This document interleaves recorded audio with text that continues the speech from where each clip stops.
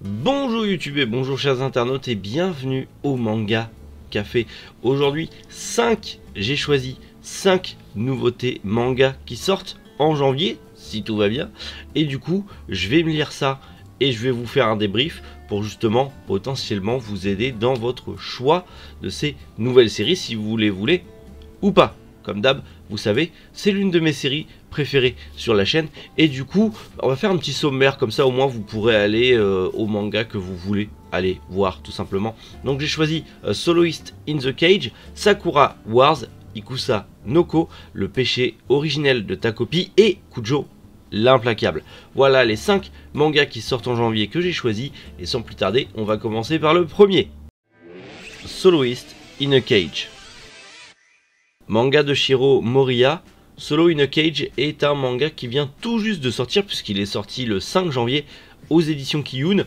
Et pour la faire simple, en gros, on va y suivre deux enfants qui sont prisonniers en fait d'une cité-prison. C'est en gros une énorme ville mais entourée de murs gigantesques qui sert de prison où il n'y a aucune loi. C'est-à-dire qu'il y a des gardes robots et tout ça, mais les 3/4 du temps, enfin, ils surveillent juste le mur pour pas que les prisonniers s'échappent. Et dans la ville, bah, les prisonniers, voilà, c'est guerre de gang, mafia, et toutes les joyeusetés qui vont dans ce monde assez horrible. Et on va y suivre deux enfants qui vivent dans ce monde horrible.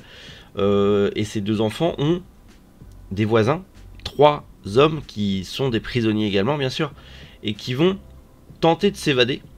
Ils vont réussir à s'évader et ces deux enfants vont les suivre en sachant que c'est une petite fille, Chloé, et ça son petit frère Locke qui est un bébé en fait, hein.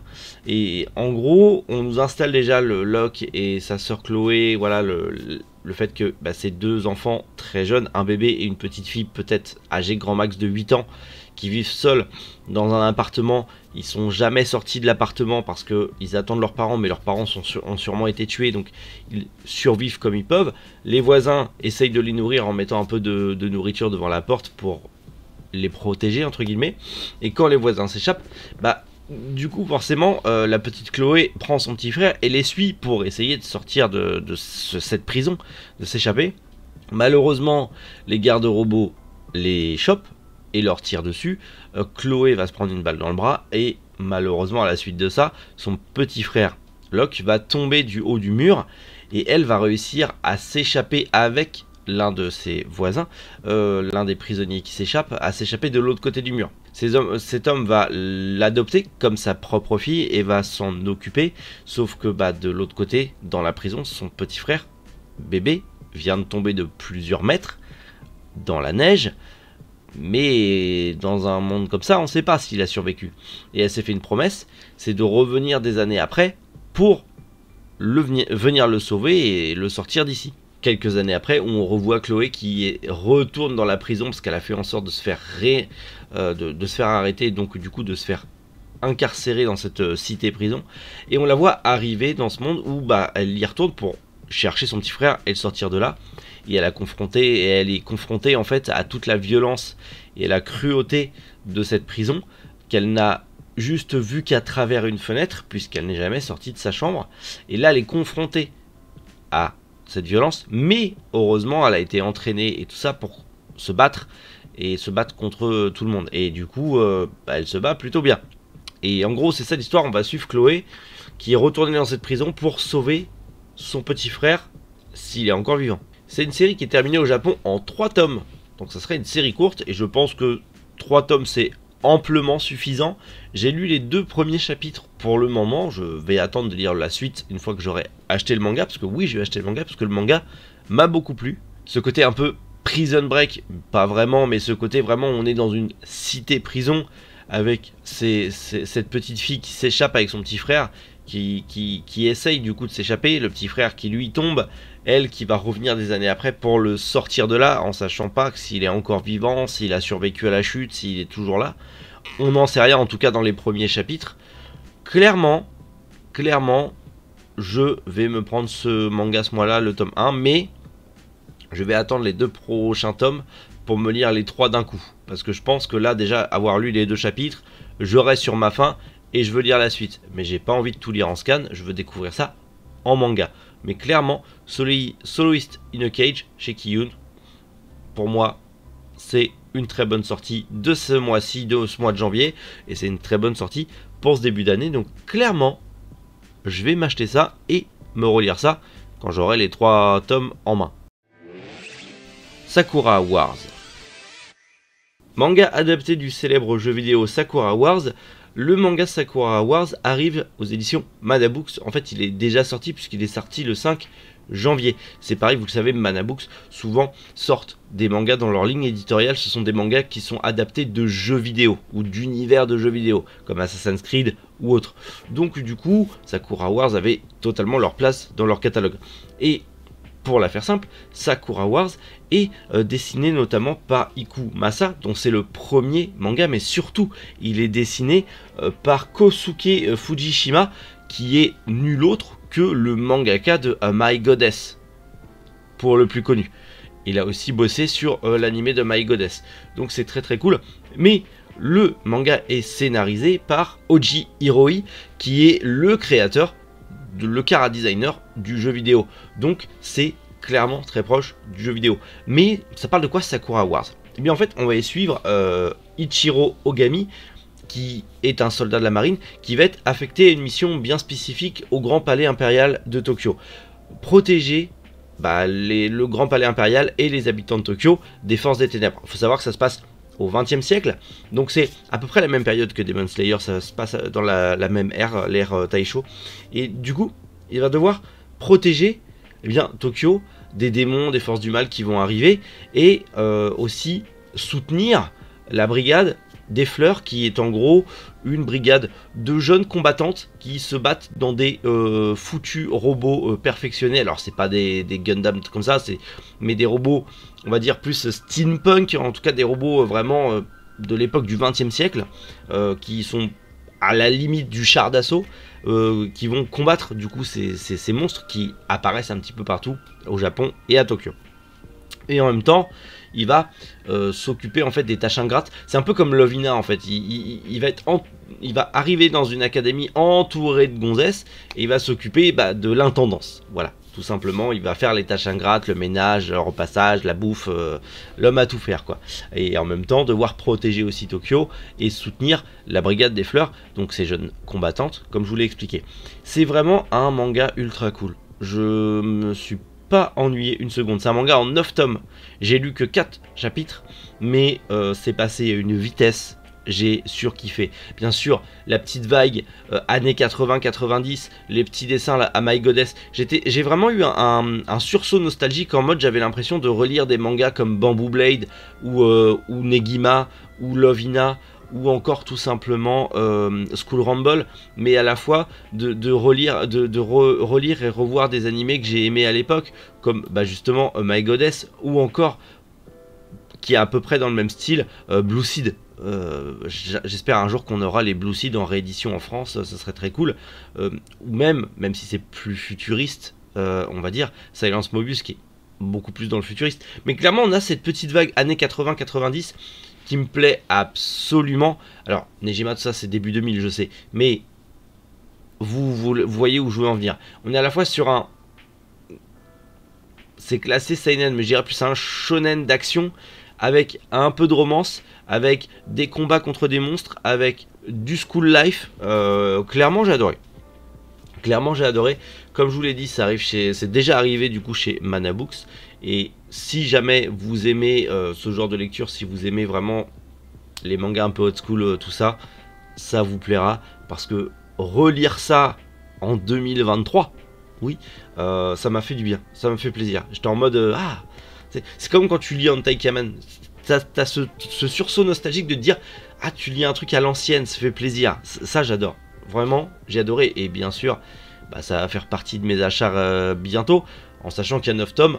Mais on va voir si j'attends d'avoir les 9 tomes pour tout lire ou si je lis indépendamment, je sais pas. On va voir si je suis plongé à fond dedans ou pas. Ikusa no Ko. La légende d'Oda Nobunaga. Et oui, vous le savez, ce manga arrive chez Mangetsu. Oui, on en a déjà parlé. Ça arrive justement le 18 janvier. donc c'est tout bientôt, et c'est un manga qui est fini en 20 tomes au Japon et qui débarque tout juste chez nous.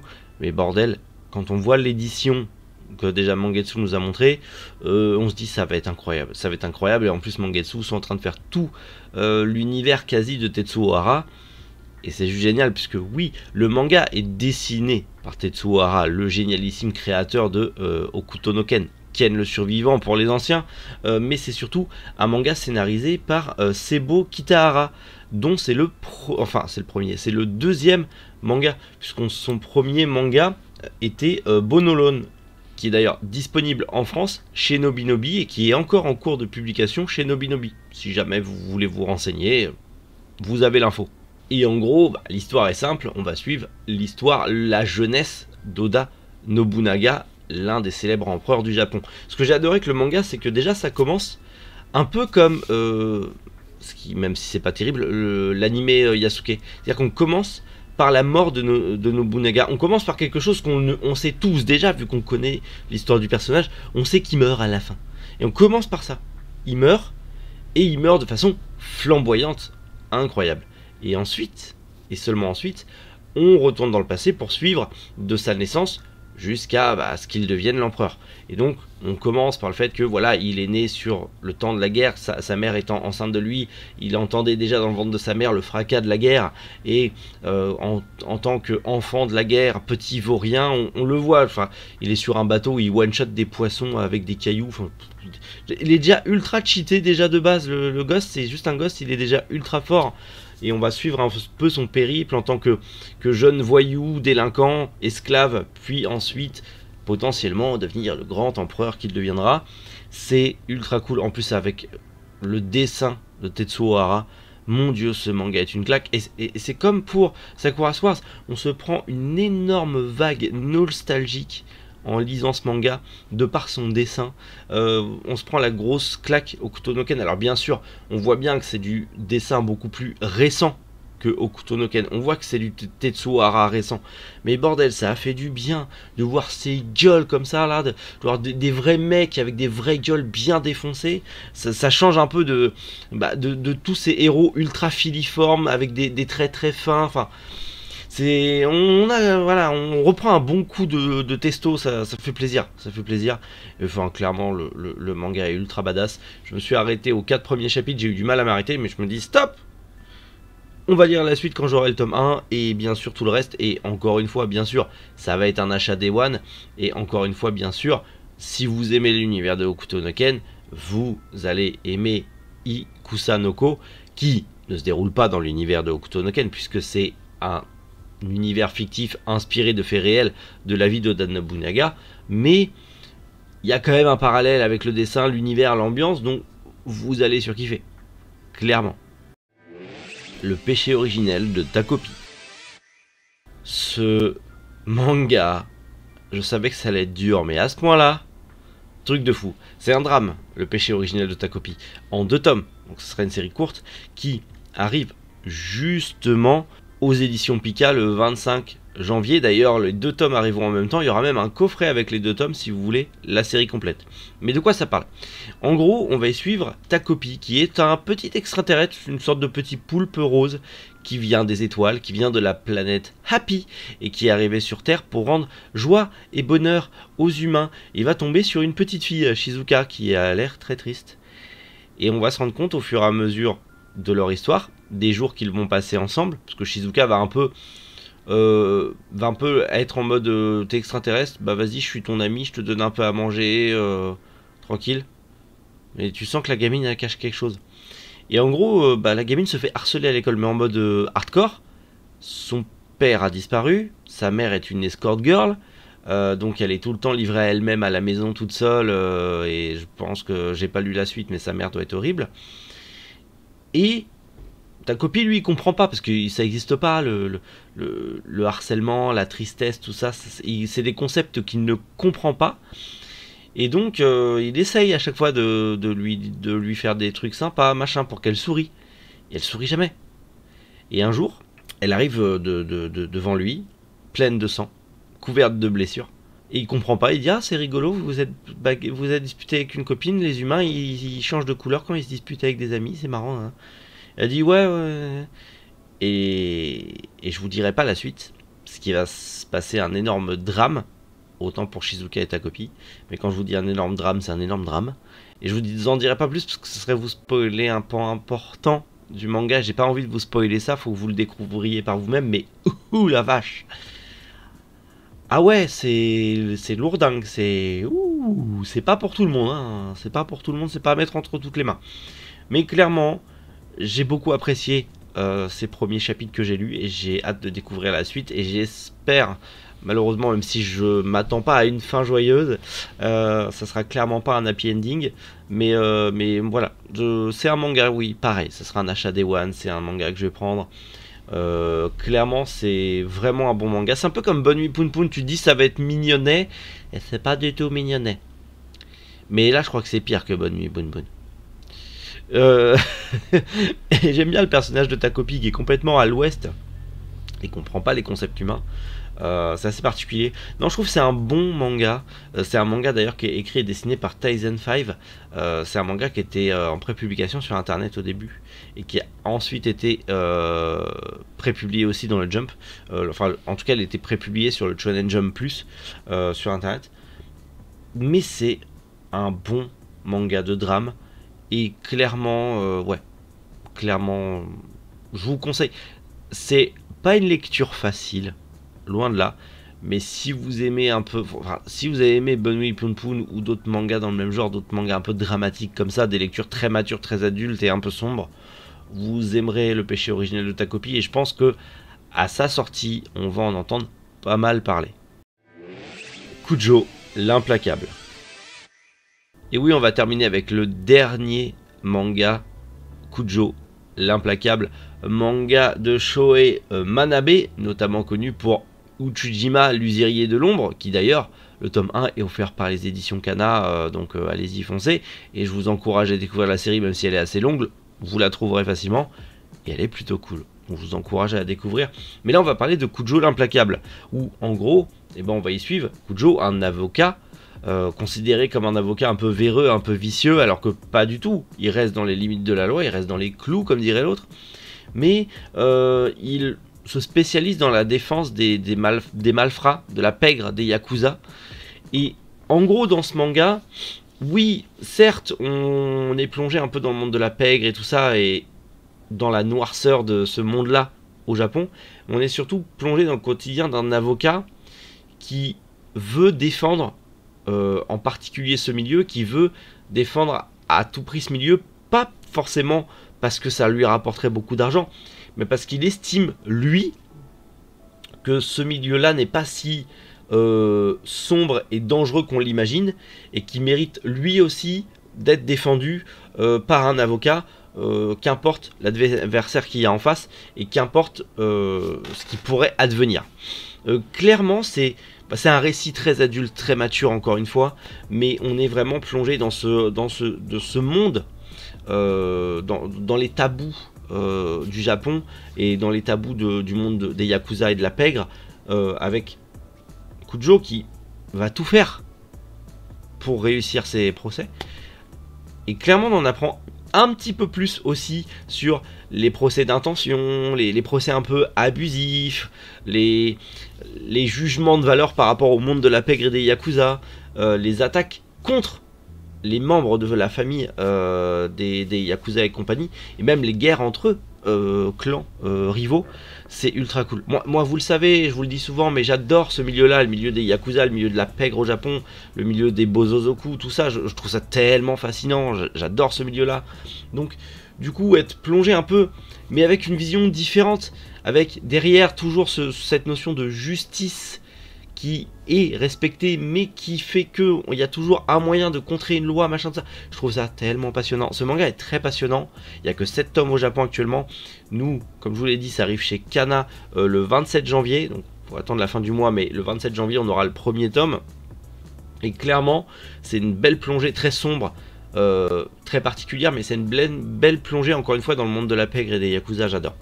Clairement, j'adore. Si vous aussi, si vous avez aimé, alors c'est pas dans le même genre, mais si vous avez aimé Uchijima l'usurier de l'ombre, vu que c'est le même mangaka, vous allez aimé forcément Kujo l'implacable. Si vous avez aimé les mangas type Golden Guy, où vous êtes plongé un peu dans le monde de la mafia des Yakuza, pareil, vous aimerez Kujo l'implacable, même si c'est pas vraiment le même style de lecture, vous aimerez.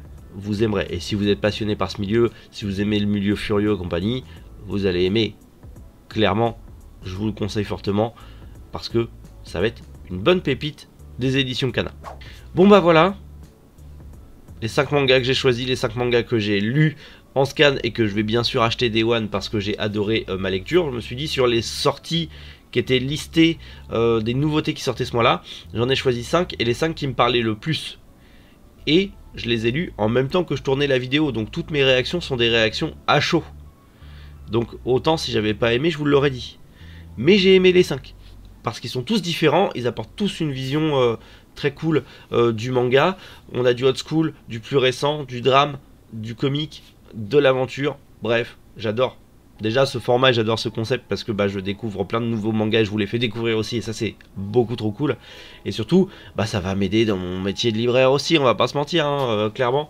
Mais en tout cas, je suis pas forcément au top de ma forme. Je pense que ça se voit, je suis pas au top de ma forme, beaucoup de fatigue et beaucoup des nuits courtes. Mais c'est pas grave, la passion avant tout, c'est le plus important. Et j'espère que cette vidéo, malgré tout, vous a plu et que je vous ai donné envie de découvrir certains titres. N'hésitez pas à me le dire en commentaire si, à cause de moi, vous allez encore craquer sur des nouvelles séries.